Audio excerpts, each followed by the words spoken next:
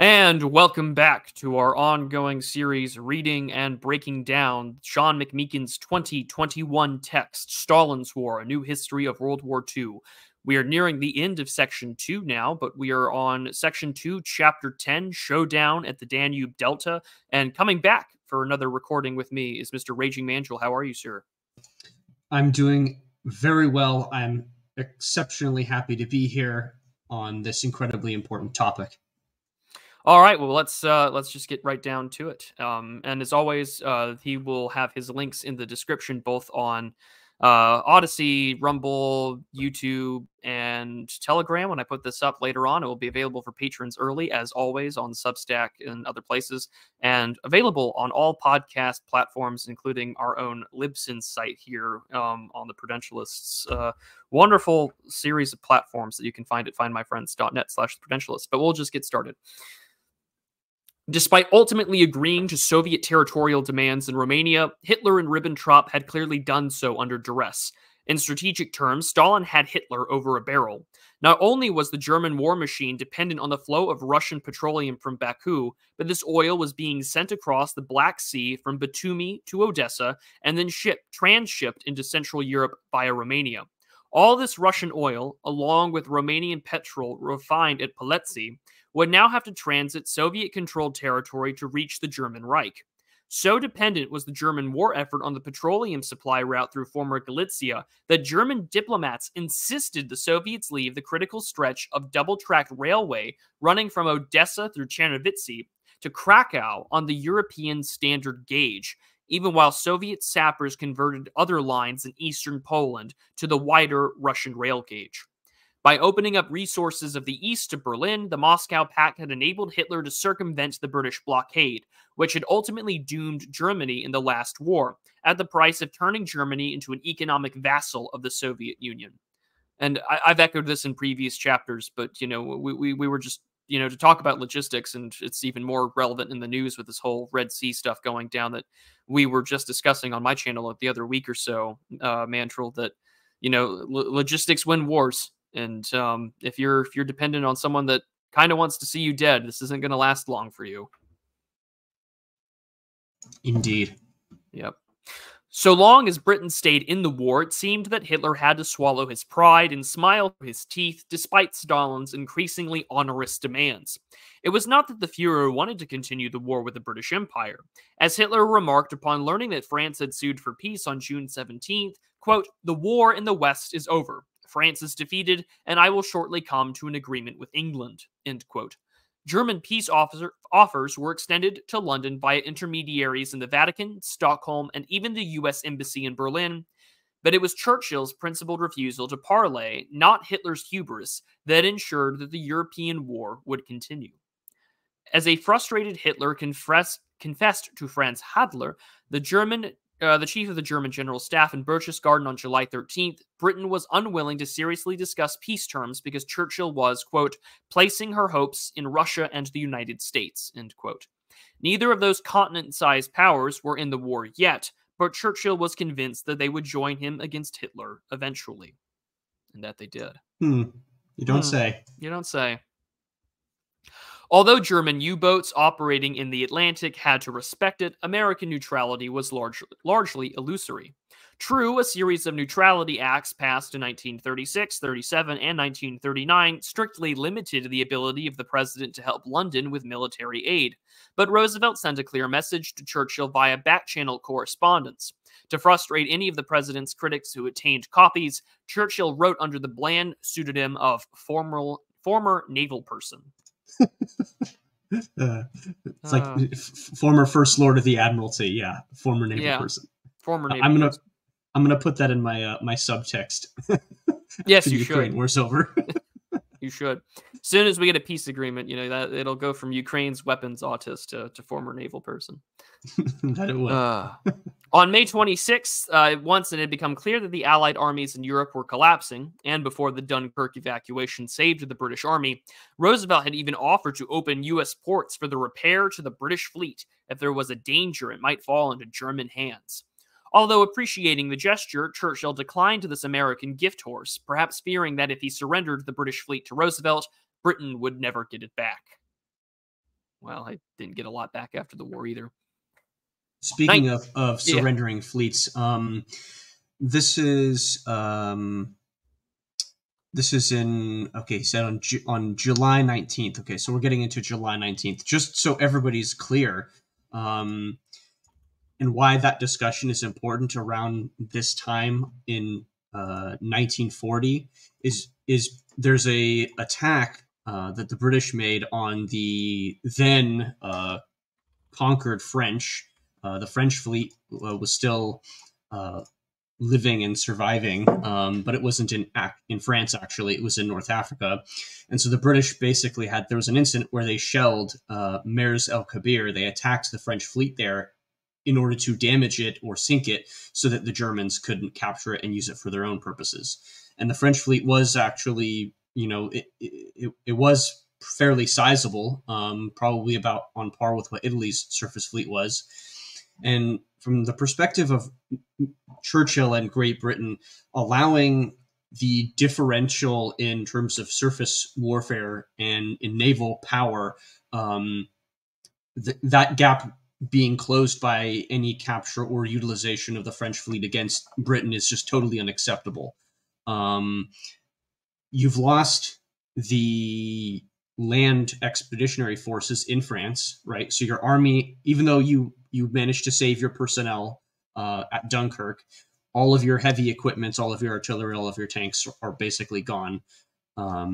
So the only thing that Britain has left is sea power at this point in terms of defending itself from Germany. And so this is where you start to get into interesting discussion about naval power and how naval power tends to be a little bit more symbolic and very, very heavily logistical. Allowing the Germans to capture the French fleet, as I said, was totally unacceptable, because at this point you've got, the Wolfpack strategy, you've got the attacks on British shipping, you've got basically the naval war. The war is now transitioned into its naval phase because Germany is now relying on sea and air power to try to knock Britain out of the war or to inflict some kind of painful defeat, at least in terms of naval logistical strategy, and using the U-boats, using air power to destroy their shipping, cripple the British economy, and force Britain to come to the peace table. Right. That seems to be what Hitler's plan for knocking out Churchill is. It didn't happen that way, largely because Britain got American help, but this is why these things are happening.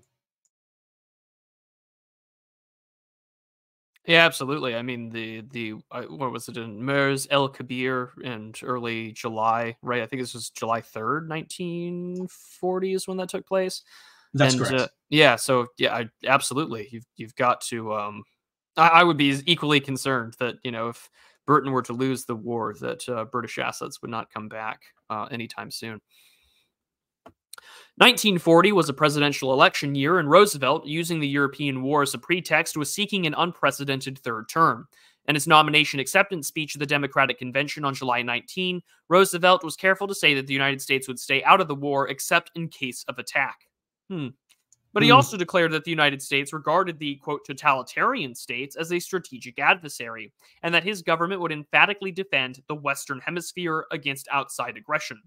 This speech buttressed Churchill's hope of a U.S. intervention, helping doom the final German peace feeler issued earlier that day, when Hitler had appealed in the Reichstag once more to reason and common sense in Great Britain. I can see no reason why this war need go on.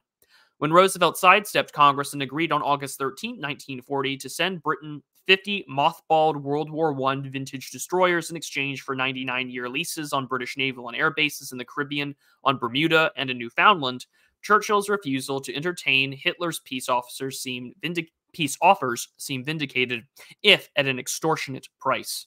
And there's our destroyers for leases. Yep. It's also interesting, right, with foreign aid, and this is really the first occasion where you see military aid that is provided en masse. right? And because the naval warfare realm, it takes a long time to build up a navy. So just giving somebody 50 ships is pretty significant, even if you're getting something in exchange. But this really is one of the first times where you've seen that kind of massive weapons transfer taking place, right? I think this might be the first time in history that this has ever happened. It's up until this point, it's very rare to see people just almost giving weapons in sizable quantities, especially warships, even if they're mothballed, right? Even if they're obsolescent. Yeah, absolutely. I mean, this is the real flex of foreign aid that we're beginning to see, not just during wartime, but also just sort of the history of American diplomacy, both in neutrality or during wartime as well. The Soviet case was more frustrating still to Berlin. Nominally, Stalin was Hitler's ally and partner in aggression, and yet because Britain refused to declare war on the Soviet Union, Soviet neutrality and Churchill's hope for a Soviet intervention against Nazi Germany blocked a possible deal between Berlin and London. Annoyed as he was with Stalin, for now, Hitler had no better option than to stick with him. In his Reichstag address on July 19, Hitler reaffirmed his commitment to the Moscow Pact, proclaiming to the world that neither Germany nor Russia has made one step to this time outside of their zone of interest. By a similar logic, Stalin saw no reason to break with Hitler. However alarmed he was by the German victories in Western Europe, Stalin's adroit maneuvering to end the Finnish War in March and the fall of France in June had erased the threat of British-French intervention in the Caucasus. But the confirmation of these plans and captured documents shared with Moscow by the Germans also made unthinkable the idea that the Soviet Union might cooperate with the conniving imperialists of London. With the Magicili affair, as it was styled after German newspapers published incriminating documents captured in France between July 5th and 12th, gave Stalin and Molotov good reason to cold-shoulder Churchill and his new ambassador, Cripps, even if the Baku plots dated back to the Chamberlain era. Conveying Stalin's reply to Hitler's Reichstag speech, Molotov announced before the Supreme Soviet on August 1st that the Moscow Pact had done away with the possibility of friction in what he euphemistically called the application of Soviet measures of security along our western frontiers, while guaranteeing to German tranquility in the East. The course of recent events in Europe, Molotov concluded, have not only weakened the strength of the Moscow Pact, but have proven its importance and the need for its further development. In contrast to his profession of equanimity with Berlin, Molotov peppered his speech with jibes at Britain and France, understandably in the light of Germans' exposure of their plots to bomb Baku. Molotov blamed France's military humiliation on the stubborn refusal of her leaders, unlike their German counterparts, to properly appreciate the weight of the Soviet Union in the affairs of Europe. As for Britain, rather than dwell on the British pilots' Caucasian overflights, which Molotov blamed on Turkey and Iran, easy and less dangerous targets, he gently mocked Churchill's decision to continue the war against Italy and Germany because he was counting on assistance from the United States. Showing that this was no mere aside, Molotov attacked the Americans with more venom than he had the British, signaling out Washington for its refusal to hand over the foreign reserves of the Baltic countries that Stalin had just erased from existence, or as Molotov cynically put it, gold which our state bank recently purchased from the banks of Lithuania, Latvia, and Estonia. Purchased. Yeah, we stole that shit, but we bought it. It's that 5-division discount.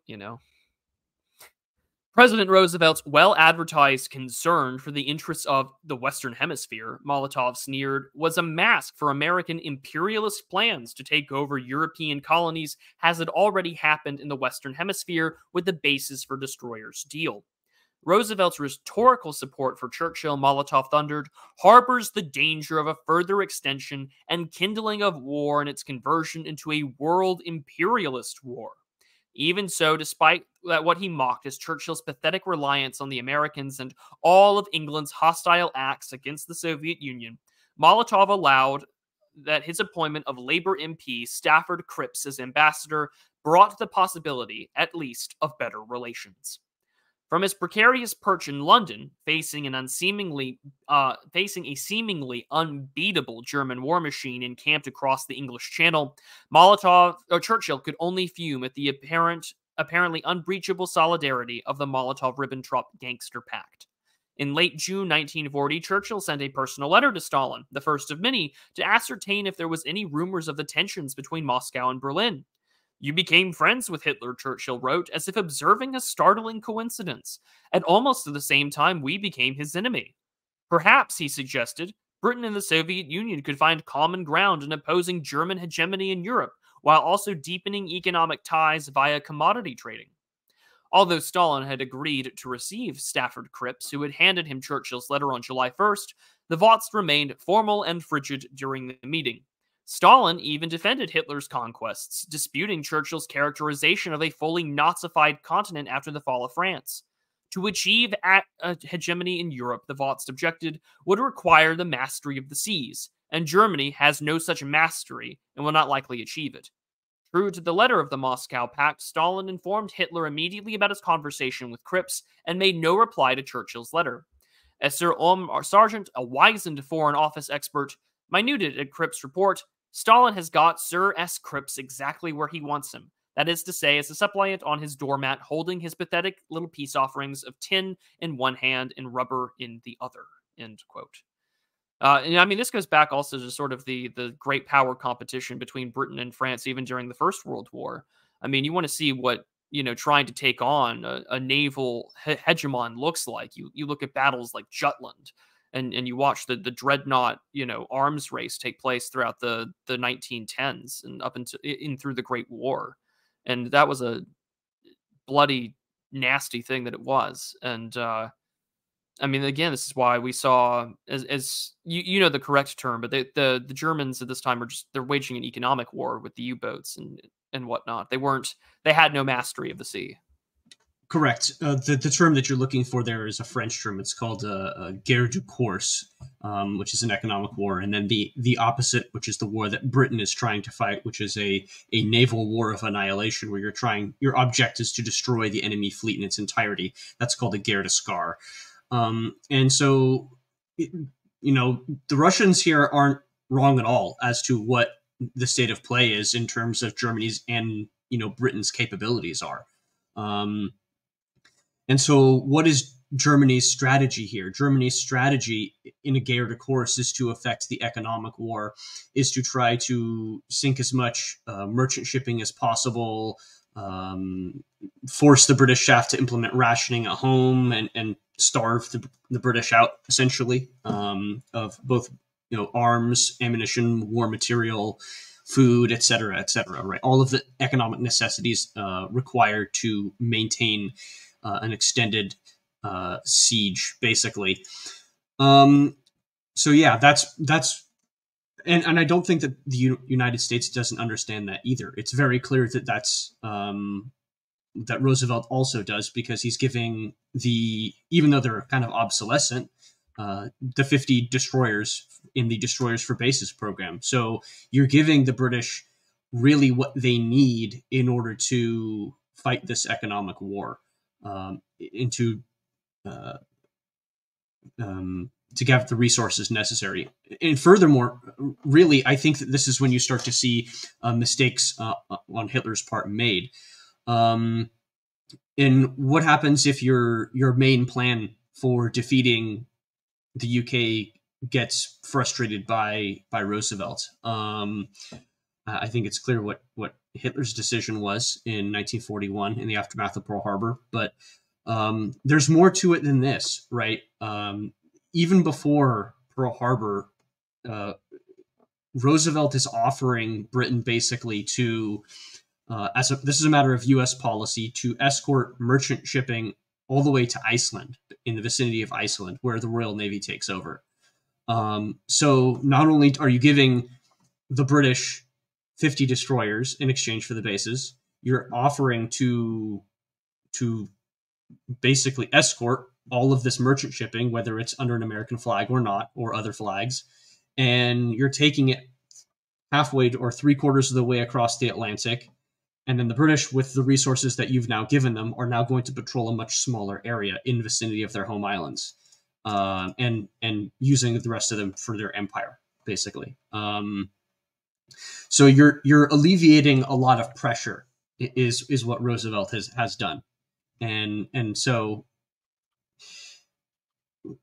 And so it really is. What am I trying to say here? I guess I would like to say that really the strategy that needs to be done after this happens is not the Blitz or Operation Sea Lion or anything like that. That obviously did not work and probably was never going to work, just because you have a lot of naval power that you have to get through before you could even launch an invasion of Britain. I think in terms of knocking out Churchill and getting Churchill to come to peace terms, really you have to be patient and you have to exhaust Great Britain at this time. You can't just use a one-time knockout blow like you did with France or Poland. You have to. There's a wonderful TV show named 1864. It's a joint German and Danish production, but it's about the 1860s and Bismarck and all of that. But there's a wonderful moment in it where General von Wrangel, who's the commander-in-chief of the Prussian army against Denmark, he basically says, look, I fought Napoleon, and the way that you defeat Napoleon is not by defeating him decisively in the field. You have to exhaust him, and you have to really establish a series of consecutive defeats that force somebody to come to the peace table.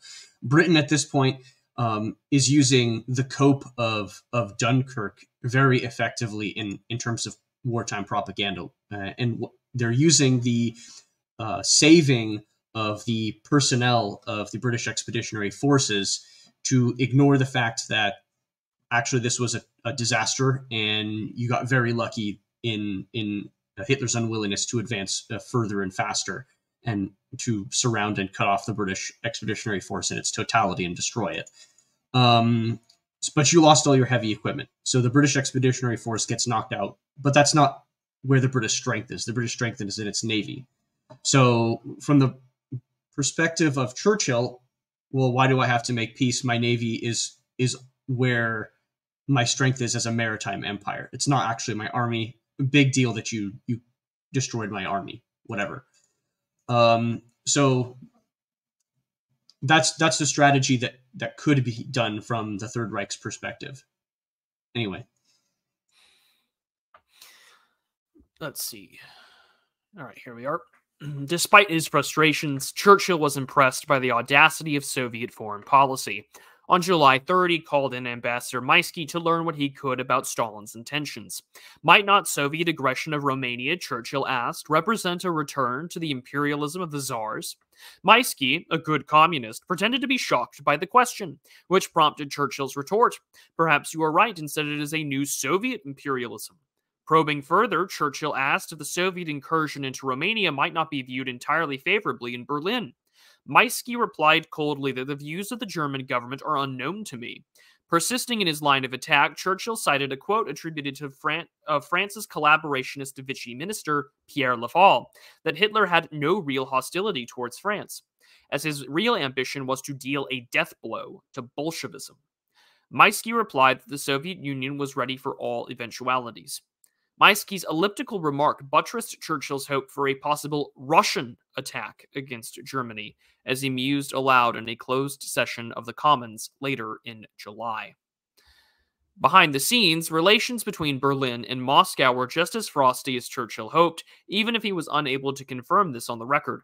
After the fall of France and the Soviet invasion of the Baltic countries in the days after June 17, 1940, rumors had swirled around Europe that the Red Army, capitalizing on the Wehrmacht's concentration in the West, was preparing to march from Lithuania into virtually undefended East Prussia in German-occupied Poland. These rumors were serious enough that on June 23rd, the Soviet TASS news agency issued an official denial of press reports appearing in almost every day in the American, Japanese, English, French, Turkish, and Swedish press that Stalin had concentrated 100 or as many as 150 divisions on the Soviet-Lithuanian-German border, preparatory to invading the Reich. Revealing as much as it had denied, the TASS communique announced that the Red Army had invaded the Baltic countries not with 100 or 150, but instead not more than 18 or 20 divisions, which are moreover not at all concentrated on the German-Lithuanian border, but are but are spread out across as many districts of the former Baltic republics. Those troops, the report concluded, had not been massed in Estonia, Latvia, and Lithuania with the aim of applying pressure against Germany, but rather in order to guarantee the fulfillment of the Soviet Union's mutual assistance pacts with these Baltic countries in order to occupy those countries. But yeah, also kind of telling, though, that it was that bad to sort of either on purpose to stoke it, or that the Soviets were really wargaming out how they might take on Germany at this time. But we this goes into a whole bunch of theories that McMeekin does talk about in this book, or more or less he makes references to them, and with respects to that they don't get enough attention in the West, but Stalin's war by McMeekin, gets a lot of harsh criticism by being quote unquote too nice. Despite being too nice to Hitler, despite this book really being a focus on Stalin.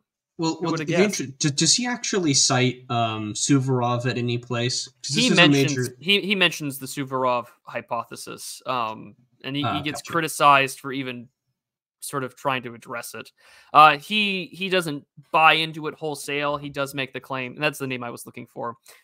He does say that the Suvorov hypothesis is not the West doesn't give it any attention.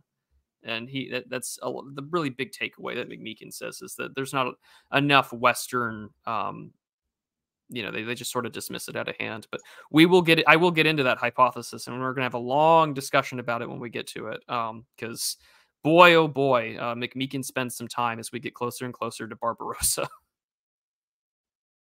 on that subject matter.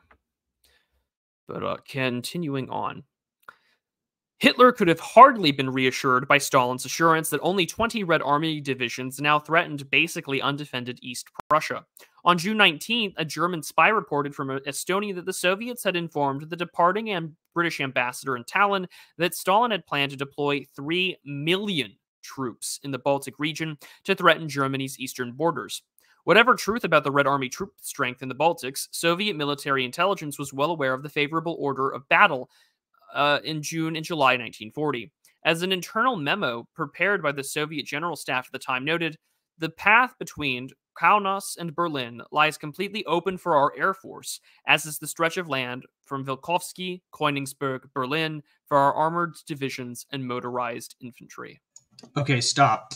So this is also deeply concerning from the perspective of the Third Reich, because at this time, the Red Army had the most numerous air force in the entire world. Now, of course, you're beginning to see in 1940 the dominance that air power has in terms of deciding the conflict and its necessity really for any sort of advance, especially armored advance. You cannot use tanks effectively if they are not given air cover. Tanks are vulnerable to attacks from the air, of course. So from Germany's point of view here, having the Russians with a very sizable army and an extremely sizable air force amassing on their border is very deeply concerning. And given what has already been said about Romania and how close the Russians were to Ploesti and the oil fields, which are a strategic necessity for Hitler. Hitler cannot have any sort of defense of Germany. He can't do any sort of serious military operation without the oil that's in Romania. So, of course, if the Russians are amassing all along the border in Prussia, in Romania, he's definitely feeling some pressure, even though the Russians still technically have a neutrality pact with him at this time. Yeah. The same possibility occurred to the Polish exile government in London, headed, after the self-dissolution of the previous government when it fled to Romania in September 1939, by General Władysław Sikorski. I wonder if there's any relation to the current Radoslaw Sikorski married to Anne Applebaum. On June 19th, 1940, Sikorsky requested that Viscount Halifax appoint a Polish liaison diplomat to Britain's Moscow embassy. Having been destroyed by Stalin alongside Hitler, Poland had no embassy of its own in Moscow. In his memorandum to Halifax, Sikorsky proposed that this Polish liaison diplomat work with Stafford Cripps to make use of the valuable reserves of trained Polish men and officers in both Soviet-occupied territory and the Soviet Union itself, i.e. deported prisoners of war, in order to create, with some assistance of the Soviet authorities, a Polish army of some 300,000 men for service against Germany. Although Halifax declined Sikorsky's proposal and the episode is forgotten today, in the days after the fall of France, there was considerable chatter in London about an opportunistic Soviet invasion of the vulnerable eastern borders of Hitler's Reich, with Polish veterans joining to fight. It's almost as if they don't know that the Soviets massacred like 25,000 Polish officers and government officials, as if they didn't think that they weren't ever going to use these people. Yeah, it's absolutely ridiculous for this suggestion to even be made, given hindsight. I mean, it also kind of illustrates a bit of the internal tensions of Britain, and the war is not going well for the British at this point. The Blitz hasn't really ended yet. The Battle of Britain has not been decisively won in Britain's favor. So, of course, the cope and hopium, starts to affect people's brain. So I think that this is an interesting example of that. But yeah, it's totally ridiculous in hindsight. I mean, I understand that, at the present moment you're fighting Hitler and the Reich in general and its military, but how would you expect a Polish POW or a Polish gulag worker in prison to suddenly want to take orders from a Soviet commissar that he probably has been beaten by or has been, threatened with his life? Unbelievable to, make that possibility even happen. Yeah, I think it also just shows the naivete of the British at this time, and really a lot of Westerners as to the true nature of the Soviet Union. But anyway. Yeah, naivete, but also I sense also desperation. True enough. The Germans had also heard rumors that the Soviets were contemplating an invasion. In early July, German military intelligence picked up an intriguing story from a reliable source in Lithuania, who had overheard conversation between two drunken Soviets. Two drunk Soviets. The stereotypes write themselves. Drunken Russians, I mean, yeah, gosh. And a local resident. When the Lithuanian asked why was it necessary to send so many Soviet troops in to occupy the Baltic states, the Soviet officers answered spontaneously that their main task was to prepare for an invasion of Germany. Asked to specify who had sent them into Lithuania with this purpose, the Russians gave a stunning answer: Cripps. The much-touted meeting between Stalin and Churchill's new Soviet-sympathizing ambassador to Moscow on July 1st, 1940, had sparked talk of the Soviet officer corps of a reversal of alliances, with a British charm offensive helping convince Stalin to turn against Hitler before the German armies could shift eastward from France. Although, as we saw earlier in the text in this chapter, that the response from Stalin was cold, formal, and frigid. Not a lot of charm going on there. I'm going to check the footnote here, see what we get. Cited in Schiele, the escalation of the war in the East. Interesting. Okay. That's very interesting, actually, with the formal and frigid disposition of Stalin to these guys. And we already went through all of the internal subversion of the British as well as the United States. But I mean, it's interesting to note that in their desperation, the British are beginning to turn to the only other power in Europe that is still militarily capable. So I think that's notable. I don't think that in hindsight that necessarily that was an alliance that was like going to happen necessarily. I think that was not an inevitability in my view. And I think that it's very clear that And from my speculative point, I would say that I don't think that the Suvorov hypothesis is entirely accurate. I think that it's partially accurate. I don't think that I think that Stalin probably would have been more than happy to allow the British and the Germans to keep, bludgeoning themselves until he sees that one of them weakens, and then he would probably choose to invade Europe with the Red Army. I don't think that he would necessarily preemptively do that. You know, that I think kind of Barbarossa forced his hand more than anything else. Yeah, and I would actually have to read his hypothesis in full. I know that there's a lot of criticism that from a lot of mainstream historians and some of his own colleagues that he gives a lot of that hypothesis more credit than a lot of current academia deserve or gives it, and he simply says that we're so quick to dismiss it. I'd actually have to read his position more fleshed out before I can give comment. But I mean, I do agree about you with the naivete here. It just we went so closely from even in Chamberlain's era to, well, maybe we just bomb the Caucasus and bomb the oil depots, to now we're talking about having our Soviet sympathizing labor MPs, which there are a lot of Soviet sympathizing labor MPs at this time. Let's not kid ourselves. There's maybe a small bit of Brasso of a shine difference between a dyed-in-the-wool communist and a progressive labor MP, even in the 1940s. But here we are. It's also very interesting, I think, to discuss Churchill, because this is all being done at the behest of Churchill's government. And really, I think it's very odd, right, to see this shift in opinion. I almost am coming to this view that what we would describe as the post World War II, and especially post Nuremberg order, in terms of what the truth is and what the narrative is of the time.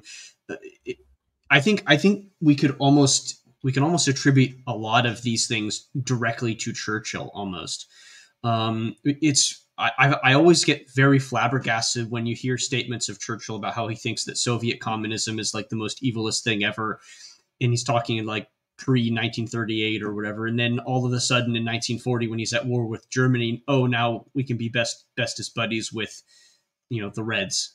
It's this arch conservative, like pro-British imperialist, pro-monarchy person. It doesn't make sense, right?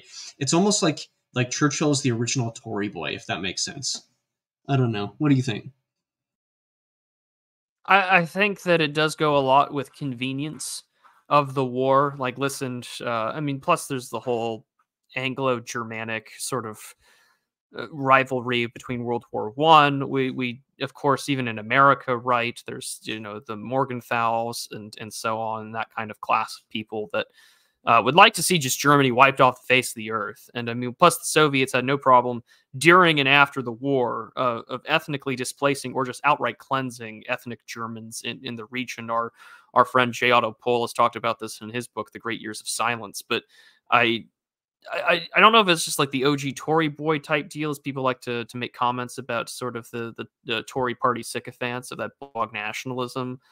But to me, it was that I can live with something far away that, to some extent, we don't know how much of Churchill's opinion had been totally warped by so many Soviet yes men that were either his ambassadors or parts of his cabinet. But again, this book doesn't go into it in full detail, and I would have to do way more research on this than I know. I know a lot of guys in our space are big World War II historians and so on. This is not the war I studied. Every man gets assigned at a young age what kind of war they're going to be interested in, and mine was more of the First World War than it was the Second. I feel like to understand World War II, we need to understand the 20-year ceasefire and the First World War more. But yeah, it does raise an interesting question, and that might be a conversation for a certain man in Chicago that I'd have to ask.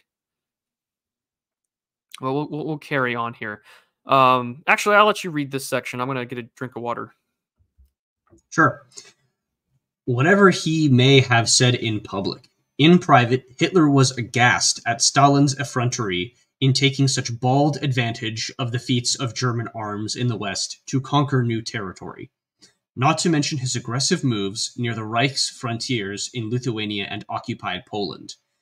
As early as July 21st, 1940, Hitler broached the idea of a possible invasion of the USSR with the German Army Commander-in-Chief, General Walter von Brauchitsch. In the wake of the Soviet invasion of Romania, German diplomats began dropping hints with friendly Balkan powers, such as Bulgaria, that it was time to choose sides in the coming Eastern War. On June 28th, the day the Russian invasion of Bessarabia and northern Bukovina began, Ribbentrop promised the Bulgarian minister in Berlin, Parvan Draganov, that Germany would support Bulgaria's claim on the southern Dobruja, abutting the Black Sea coast below Romania, as a counterweight to the Soviet push southward from Bessarabia into the Danube Delta. As Ribbentrop's Bulgarian trial balloon suggested, Stalin's invasion of Romania had reopened the entire post-war settlements in the Balkans. By virtue of having joined the winning side in the last war, despite an inept military performance, Romania had massively enlarged its territory at the expense of three now jealous neighbors, with Russia losing Bessarabia, Bulgaria the southern Dobruja, and Hungary most of Transylvania. Just as the Nazis had thundered against the Versailles Treaty for truncating Germany, so did Hungarians wish to tear up the Treaty of Trianon and Bulgarians the Treaty of Neuilly-sur-Seine. By seizing Bessarabia and northern Bukovina, Stalin had given Hitler a golden opportunity to win new revisionist allies for the Axis keen to share in the carve-up of Romania. Yeah, why not? Why not just try and repeat what you did with Poland?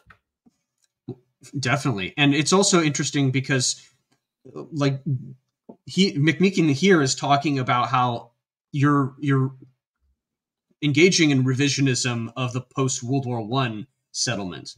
And I think that you, as well as I, understand that the post-World War I settlement could not last in the long term because, I mean, it just doesn't make any logical sense. No, I mean, like, the post-World War, and this is my take on it, but, like, so much of, like, Versailles is, in all these territorial agreements, including Sykes-Picot, are all trying to play to two things. One, how did we take care of the sick man of Europe, the Ottoman Empire, and then also what do we do about, like, the Anglo-Russian Great Game?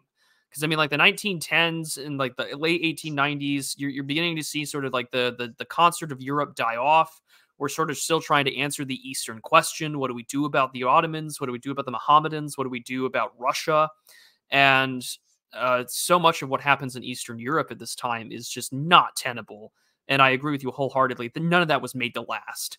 I mean, it was a miracle that the Austro-Hungarian Empire lasted the way that it did, but it also had a strong, ethnic component to it that made it work with respects to its military for as long as it did. But making new countries, I mean, we saw in the aftermath of 1919, there were already, local forces and militias that were not going to take it and were willing to fight the authorities that they were now all of a sudden these new parts of the country, despite having no ethnic or racial ties to it. So yeah, I mean, engaging in this sort of post 1919 revisionism that we're going to go back to status quo ante. No way in heck that people weren't going to say no to that chance to be back with my homeland, to be back with my people. Absolutely. So yeah, I'm not surprised at all. And this is the case, and to a point where even now, and this just tells you how old Europe is for our American listeners. Even now in the war in Ukraine, people. One of the things I found so interesting in President Putin's little 4-hour sort of ask me anything with the press was he sort of just kind of casually made reference to old Ukrainian territory that was once Polish or German. And he says, I wouldn't have a problem with that. We wouldn't intervene if they took it. Sort of these references to old irredentist, revisionist understandings of territory and people and language. Something that we just don't really comprehend as Americans, I think, to the degree that many people in the continent do. Yeah, don't comprehend and also don't accept fundamentally. to a certain degree. Well, we But used anyway. to, at least in the concept of conquest. I mean, like, but that just goes back to some of Bill Williams's historiography that I find really interesting. But yeah. Of course, if Ribbentrop backed Hungarian and Bulgarian claims to on Romanian territory, this might easily prejudice German relations with Romania itself, which were important and delicate because of the oil wells and refineries of Poletsy. Yet, as the Russian behavior during the invasion of Bessarabia and northern Bukovina was so offensive that Romanian diplomats were desperate to counter further Soviet encroachment. As early as July 12th, 1940... As you would expect them to. As you would expect. Yeah, absolutely. At a certain point here, I mean, there was a reason why come Barbarossa, I mean, the Germans are viewed as liberators, you know, like, if I had a choice... there's a reason why the Romanians were on the German side after Barbarossa and participated militarily in the invasion of the USSR. Like, there's a reason for that, and it's because they were invaded first. And we're also going to see what the NKVD's been up to in just this passage right here. On July 12th, 1940, NKVD spies in Bucharest picked up rumors that the Romanian government had quietly asked Rome and Berlin for military aid to expel Russian invaders on the understanding that Bessarabia would be returned to Romania. Nothing concrete was promised yet, but Hitler invited Romania's Prime Minister, Ion Gheorghiu, to Berchtesgaden and showered him with attention before returning to Salzburg for more formal discussions on July 27th. The next day, Hitler and Ribbentrop received the Bulgarian Prime Minister, Bogdan Filov. Though no communiques were issued, it was obvious that some kind of German settlement on of Balkan questions was afoot. Now it was Stalin's turn to be annoyed. On July 29th, Molotov called in the German ambassador for an explanation of the Salzburg summits. Owing to the combination of German victories in the West and the bad impression left by cheap Soviet aggression in the East, Hitler was at the height of his power and influence.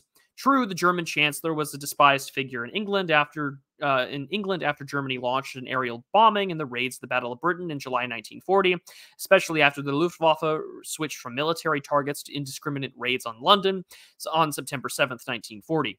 He was only a bit less hated in Washington, D.C., where the terrors of the Blitz dominated the news cycle, owing to the soon legendary radio broadcast Edward R. Murrow of CBS News. If anyone knows anything about Murrow, if anyone knows anything about News, yeah, Murrow, yeah, you know the film. Good night and good luck. This raging, commie. We'll get into that. Yeah. You don't hate the press enough. You don't hate journalists enough.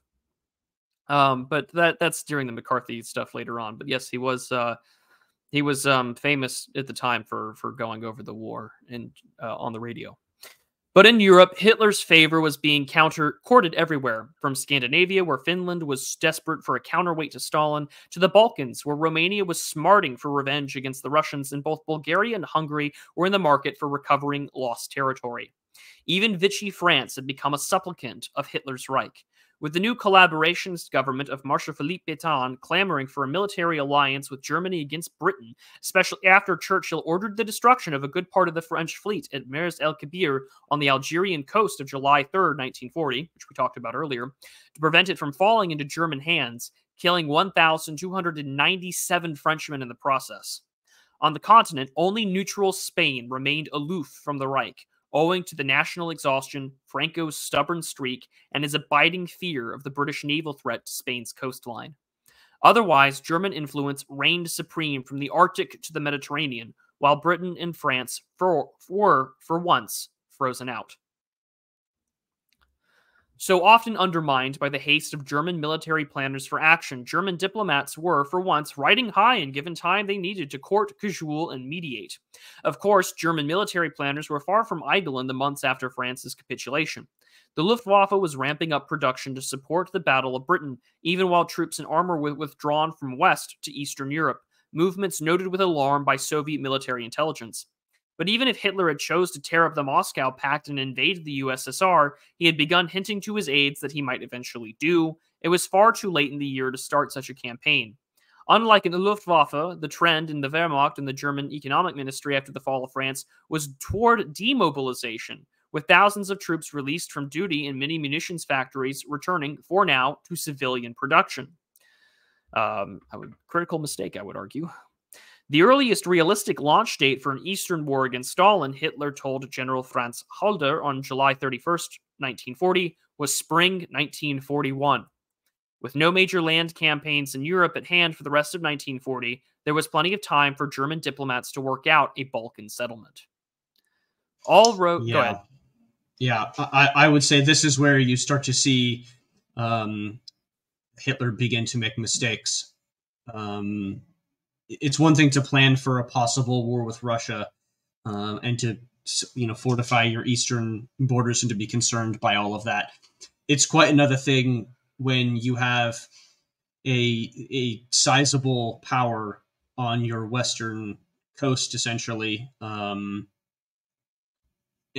basically able to use Anglo-American sympathies and etc. and to get military aid and to remain in the conflict. I don't think that he should have declared war on the Soviet Union until after he knocked Britain out of the fight, because without Great Britain, America has very, very little excuse to get involved in European affairs at all. Yeah, absolutely. I agree with that in this instance. All roads in European diplomacy now led through Berlin, or rather Salzburg and Vienna, where Hitler, in a nod to his Austrian origins, preferred to receive distinguished visitors. The essentials of the Romanian settlement to come were worked out quietly in Salzburg in late July, when Ribbentrop gave assurances to both Bulgaria and Hungary that their claims would be satisfied as long as their diplomats kept them within reasonable boundaries. To goad Romania into going along, Ribbentrop had the German general staff share intelligence with Bucharest of suspicious concentrations of Russian troops on the Romanian frontier on August 24, and he suggested that the Romanian government demand an explanation from Moscow. The report was not fictitious either. In the last days of August 1940, the number of border clashes ensued in the Danube Delta, with Romanian soldiers suffering casualties from Soviet gunfire. Soviet-Romanian tensions were peaking when on August 29, Romania's foreign minister arrived in Vienna in order to, he hoped, petition Hitler for restitution and protection. I just want to pause for a moment and just say, we're covering a matter of 4 months in this chapter. We've from March to the end of August. We've moved 4 months, more or less. Well, really less than 4 months at this point. I mean, this is an insane timeline to consider in the backdrop of not only the Second World War, but also just diplomatic and military posturing and maneuvers. We're talking months, if not weeks, if not days. And, this chapter seems like a blur in a lot of ways because of how he's writing it. But I'm noticing these dates. And I think it's important for our listeners and those who are watching and reading along with the text to realize this is moving incredibly quick. Instead, the Germans presented Romania with fait accompli. In order to receive a German-Italian guarantee of its frontiers against future Soviet encroachment, Romania had to surrender southern Dobruja to Bulgaria and the western half of Transylvania to Hungary. After the news of this brutal Vienna award was relayed to Bucharest, the shock was severe enough that the Romanian government fell on September 4, and the beleaguered sovereign, King Carol, fled the country in disgrace.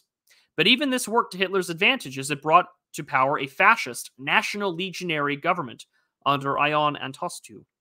Though he was no Germanophile, Antostu was a ferocious anti-communist, or was so ferociously anti-communist that he accepted Hitler's guarantee of Romania's new borders against Stalin, in spite of Germany's role in truncating those borders. Again, it depends on who you saw as the bigger threat at that time. Was it fascism or communism? And for many, it was communism.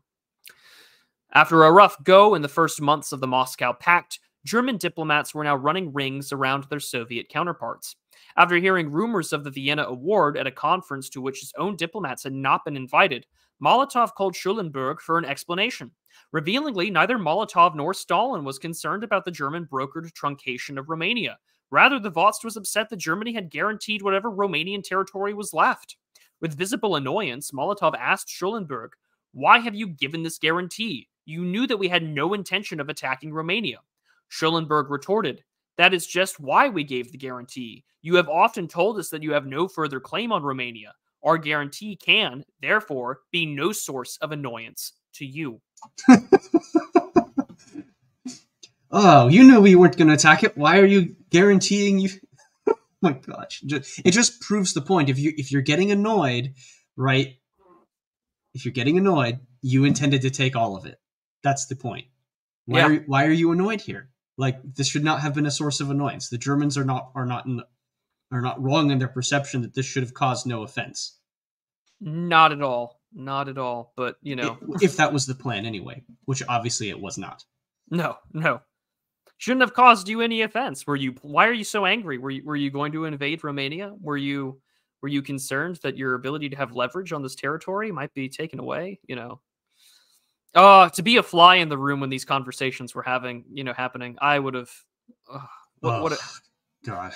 The words annoyance or just coldly retorted. They don't do enough for you. Giving the lie to his disavowal of the interest in Romanian territory, Molotov on September 9th called Schellenberg and again impressed a Soviet claim on southern Bukovina. On September 14th, Molotov, citing Germany's presumptive attempt to redraw the Balkan map in Vienna, went further, proposing a new international commission on the Danube River to replace the old one, on which Britain and France had seats. Molotov's proposal for a Sovietized Danube Commission revealed badly that Stalin's real aims in the region were not limited to Bessarabia or Bukovina.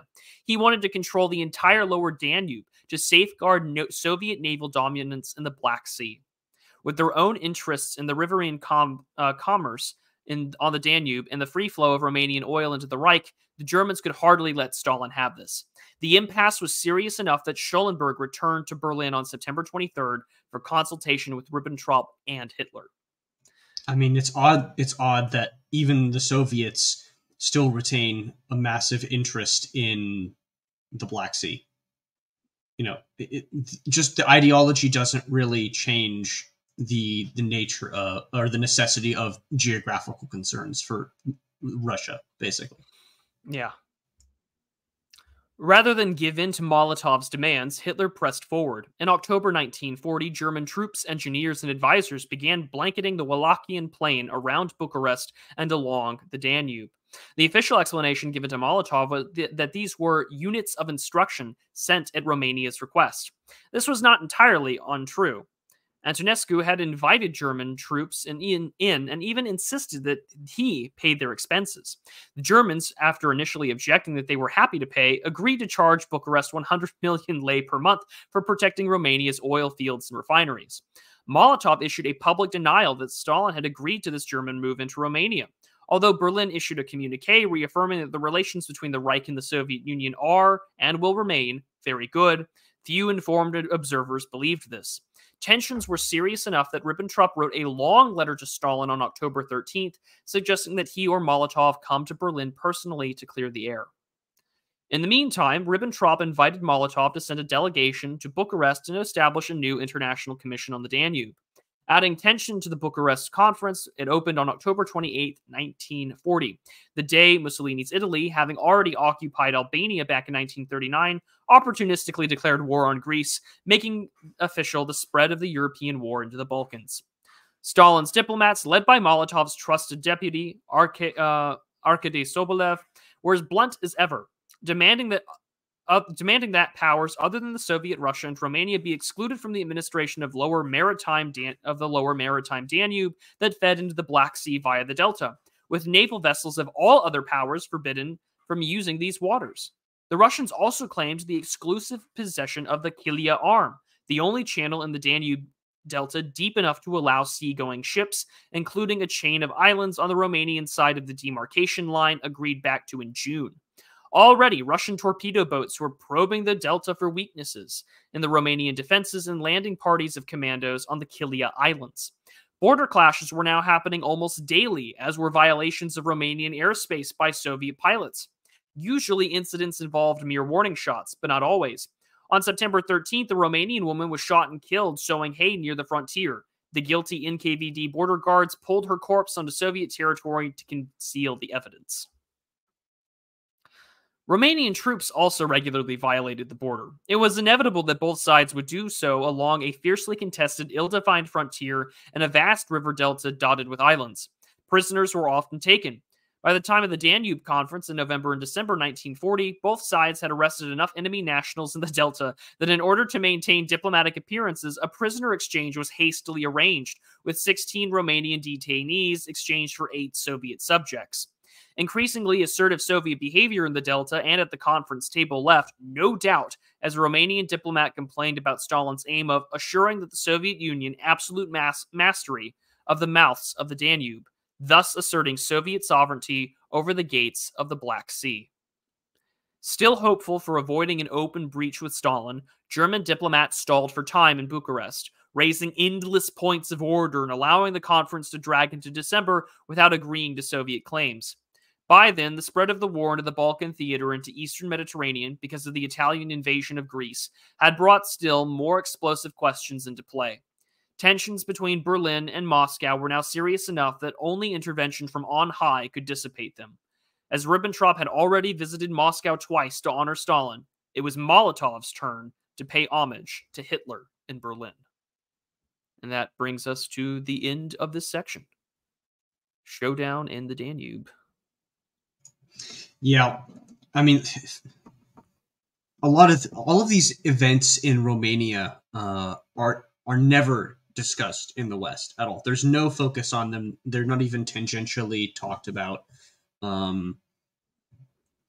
So, I mean, it explains why the Molotov-Ribbentrop Pact inevitably broke down.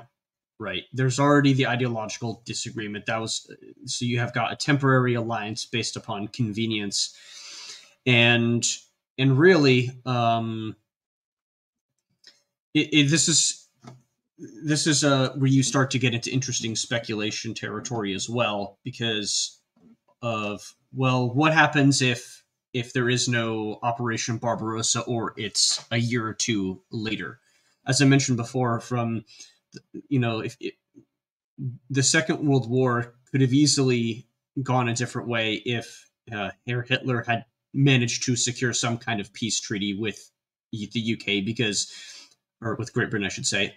But because the United States would have very little sympathetic angle at home to be able to get involved in the war. And without American aid, as we'll get to later in this book, and I think McMeekin makes a great case of this, that there is no Allied victory without American military and financial and material aid, basically. So keeping the United States out of the war should have been considered a priority for Hitler under any circumstance. I think that with some